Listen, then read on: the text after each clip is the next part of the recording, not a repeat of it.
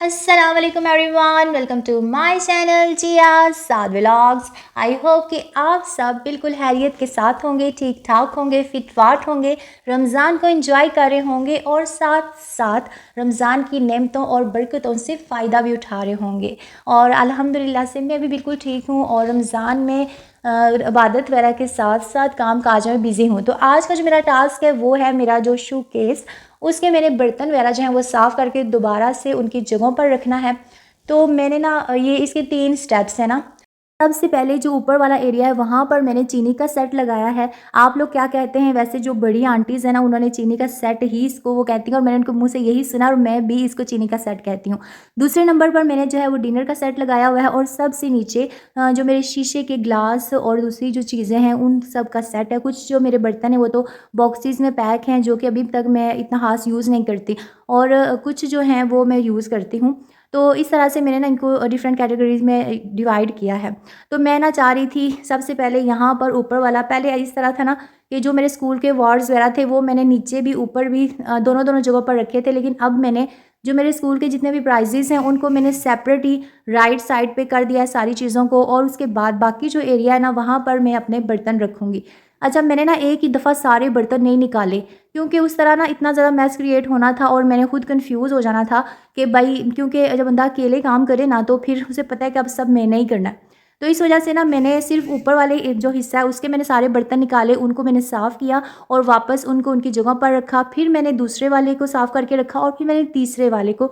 इस तरह से ये हुआ है कि जो मेरा काम है वो ईज़िली भी हो गया, और एक दफ़ा सारे बर्तन और ये बखेरा डाल के ना तो आप अपने काम को और ही ज़्यादा मुश्किल बना देते हैं। इसलिए अगर आप थोड़े-थोड़े स्टेप्स को ऐसे फ़ॉलो करें, तरीके से ऐसे काम करें, तो आपका काम ईज़ी भी हो जाता है और आपके लिए मैनेज करना भी बहुत आसान हो जाता है। तो अपना टास्क कंप्लीट करने के बाद अब मैं आ गई हूँ किचन में, और यहाँ पर ये देखें, ये सोप डिस्पेंसर है जो कि बहुत ही ज़्यादा बेनिफिशियल है। मैंने इसको द्रास के से ऑनलाइन ऑर्डर किया था और मैंने आपके साथ अपनी वीडियो में भी शेयर किया था, जिस वीडियो में मैंने आपके साथ अपनी सारी ऑनलाइन शॉपिंग शेयर की थी। अगर आप वो देखना चाहते हैं तो आप मेरे व्लॉग्स में मेरी प्लेलिस्ट में जाकर वहाँ से मेरा वो व्लॉग ईज़िली देख सकते हैं। चूँकि आपको पता है कि मैं एक गाँव में रहती हूँ, तो यहाँ पर अक्सर फेरी वाले आते रहते हैं और इसी तरह से वो आवाज़ें लगाते हैं, तो प्लीज़ आवाज़ से आप डिस्टर्ब मत होइएगा।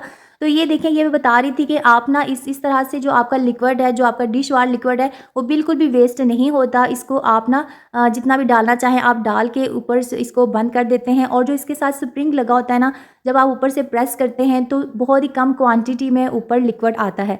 तो आपका जो लिक्विड है उतना ही आता है जितना आप इजीली यूज़ कर सकते हैं, एक्स्ट्रा लिक्विड वेस्ट नहीं होता। और अब किचन में मैंने ना आज फर्स्ट टाइम मैं मुंगरे बना रही थी और मुझे समझ नहीं आ रही थी कि मैं इनकी कटिंग कैसे करूं। मैंने ना प्रॉपर यूट्यूब पे भी देखा कि मुंगरे बनते कैसे हैं। खैर, मैंने तो फर्स्ट टाइम ट्राई किए हैं और मुझे ना इतना कोई मुश्किल लग रहा था इनको कटिंग करना कि एक एक को आप उठाएं और कटिंग करें। फिर मैंने ना चार चार पाँच पाँच उठा कर भी इनको काटने की कोशिश की। तो खैर, ये देखें, ये है फाइनल लुक मेरे आलू मुंगरे की। और क्या आप लोग भी इसी तरह से बनाते हैं? तो आज ना पकौड़ों का प्रोग्राम जो है वो कैंसिल। मैंने अपने हस्बैंड से कहा कि नहीं, कोई ना लाइट सी चीज़ बनाएं, बच्चों को भी ज़्यादा फ्राइज़ पसंद हैं, तो आज पकौड़ों को हमने किया स्किप और उसकी जगह हमने बनाए हैं फ्राइज़। उसके अलावा घर में जो है वो दही भल्ले बनाए हैं। आपको तो पता है कि मेरे हस्बैंड को इतने पसंद है ना कि इसके बगैर तो समझो उनकी अफ्तारी होती नहीं है, और जिस दिन मैं घर नहीं बनाती तो वो बाज़ार से ले आते हैं। और चाट मसाला बहुत कम मैं यूज़ करती हूँ, सिर्फ ऊपर थोड़ा सा बस छिड़क देती हूँ। जो ज़्यादा स्पाइस पसंद करते हैं ना तो फिर वो अपनी मर्ज़ी से इसको मज़ीद जो है इंक्रीज़ कर देते हैं, जैसे उनका टेस्ट होता है। लेकिन चूँकि मैं कम स्पाइस खाती हूँ, मेरे बच्चे भी कम खाते हैं, मेरी सास भी कम खाती हैं, इसलिए मैं बहुत कम डालती हूँ। और यहाँ पर मैंने अपनी जेठानी के लिए भी निकाल दिए थे। तो ये है हमारी छोटी सी और सादा सी इफ्तारी, और मैंने आपके साथ शेयर किया है कि मुझे इफ्तारी में ना फ्रूट्स बहुत पसंद है, इसलिए मैं फ्रूट्स जो हैं वो लाजमी ऐड करती हूँ। आज ना मैंने पकोड़े स्किप कर दिए थे, तो मेरे हस्बैंड को सुकून नहीं मिला, तो वो बाज़ार से समोसे ले आए पकोड़ों की जगह पे। और ये मेरी एक नेबर आंटी हैं, उन्होंने हलीम बनाया था, तो उन्होंने मेरे लिए हलीम भिजवाया है। मेरी एक और जो नेबर आंटी हैं उन्होंने दही भल्ले हमारे लिए भिजवाए हैं। अच्छा, मुझे ना बहुत ही अच्छा लगता है कि रमज़ान में जब आप एक दूसरे के साथ चीज़ें शेयर करते हैं के अलावा भी हम लोग करते हैं, लेकिन रमज़ान में ना एक ख़ास एहतमाम हो रहा होता है। और इफ्तारी करने के बाद जब तक मेरे हस्बैंड और मेरी सास चाय ना पिएँ तब तक समझें कि उनकी इफ्तारी कंप्लीट नहीं होती। और उनके साथ-साथ ना मुझे भी थोड़ी आदत अब पड़ गई है चाय पीने की, अदरवाइज़ मैं चाय को ना बहुत कम यूज़ करती हूँ।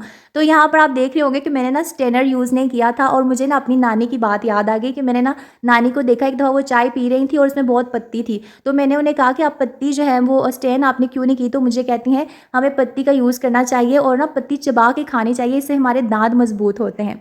तो पता नहीं अब इसमें कितनी सच्चाई है। अल्लाह हाफ़िज़।